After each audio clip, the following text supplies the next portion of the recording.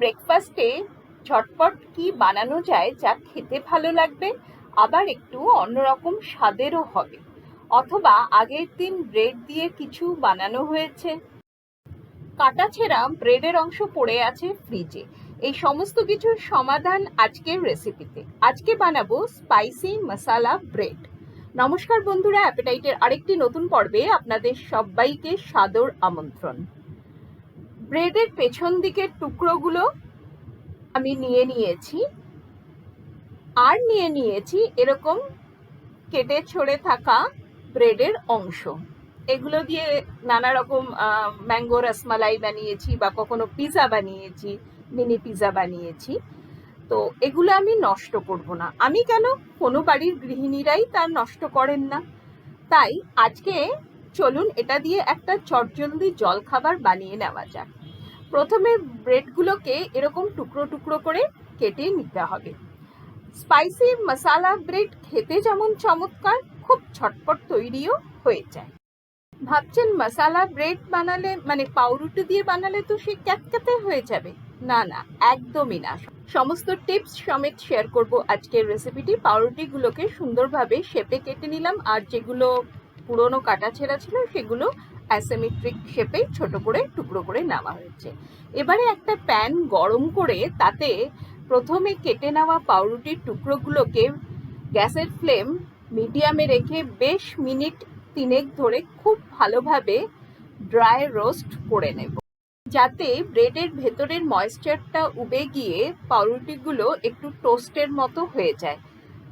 যখন এটা আমরা মশালা ব্রেড রেডি করব, যাতে এগুলো ক্যাতক্যাতে বা সগি না হয়ে যায়। এখানে আমি বেশ কিছু সবজি কুচিয়ে নিয়েছি। রয়েছে 2 চামচ কুচনো ক্যাপসিকাম, 2 চামচ কুচনো গাজর, 1 মুঠ কড়াইশুঁটি, একটি ছোট পেঁয়াজ কুচনো, হাফ টমেটো কুচনো ভেতরের দানা ফেলে দিয়ে নিয়েছি, 1 মুঠো কর্ন আর অল্প কিছুটা ধনেপাতা।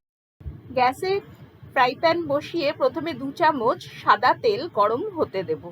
তেল গরম হয়ে আসলে এতে দিয়ে দেব হাফ চামচ কালো সর্ষে আর অল্প কিছুটা শুকনো কারি পাতা। আজকে আমার বাড়িতে ফ্রেশ কারি পাতা অ্যাভেলেবেল নেই, আমি কারি পাতা শুকিয়ে স্টোর করে রাখি, তো সেই কারি পাতাটাই আজকে আমি ইউজ করলাম। আর দিচ্ছি হাফ ইঞ্চি খানেক কুচনো আদা আর 4টে কুচনো কাঁচা লঙ্কা। খুব ভালোভাবে ফোড়নের সঙ্গে কারি পাতা আর আদা লঙ্কাটা ভেজে নিতে হবে। তারপর এক এক করে কেটে রাখা ভেজিসগুলো আমি এর মধ্যে দেব। প্রথমে দিয়ে দিলাম কুচিয়ে রাখা পেঁয়াজ আর কুচিয়ে রাখা গাজরটা। আপনি কিন্তু আপনার পছন্দ মতো সবজি এখানে ব্যবহার করতে পারেন, যেমন বিনস, ব্রকলি, ফুলকপি, আলুও দেওয়া যেতে পারে। খুব ভালোভাবে পেঁয়াজ আর গাজরটাকে ভেজে নেওয়ার পরে প্যানে দিয়ে দিচ্ছি এক এক করে কুচিয়ে রাখা টমেটো, কড়াইশুঁটি আর কর্নটা। এগুলো দিয়েও খুব ভালোভাবে ভেজে নিতে হবে। স্পাইসি চটপটা জলখাবারের জন্য কিন্তু মশালা ব্রেড আদর্শ। আমি আমার আগের অনেক ভিডিওতেই বলেছি যে বেঁচে যাওয়া ব্রেড দিয়ে কিন্তু ব্রেড ক্রাম্বস, ব্রেড উপমা, স্পাইসি মশালা ব্রেড অনেক কিছুই বানানো যায়। তো আজকে আপনাদের সঙ্গে আমি স্পাইসি মশালা ব্রেডের রেসিপিটাই শেয়ার করছি। আচ্ছা, এবার এক এক করে মশলা দিয়ে দেবো। প্রথমে দিয়ে দিলাম 1/4 চামচ হলুদ গুঁড়ো, 1 চামচ কাশ্মীরি লঙ্কা গুঁড়ো, হাফ চামচ গরম মশলা গুঁড়ো, হাফ চামচ ভাজা মশলা গুঁড়ো। তারপরে দিচ্ছি 1 চামচ ধনে গুঁড়ো। শুকনো মশলাগুলো খুব ভালোভাবে সবজির সঙ্গে কষিয়ে নিতে হবে। বাড়িতে আপনি কিভাবে সহজে ভাজা মশলা আর ব্রেড ক্রাম্বস বানিয়ে নিতে পারবেন তার ভিডিও, মানে শর্ট ভিডিও আমার চ্যানেলে অলরেডি আপলোড করা আছে, আপনারা চাইলে দেখে নিতে পারেন। এবারে ঢাকা দিয়ে বেশ কিছুক্ষণ, মানে ওই মিনিট 2 থেকে 3 মশলা আর সবজিটাকে কষিয়ে নিতে হবে।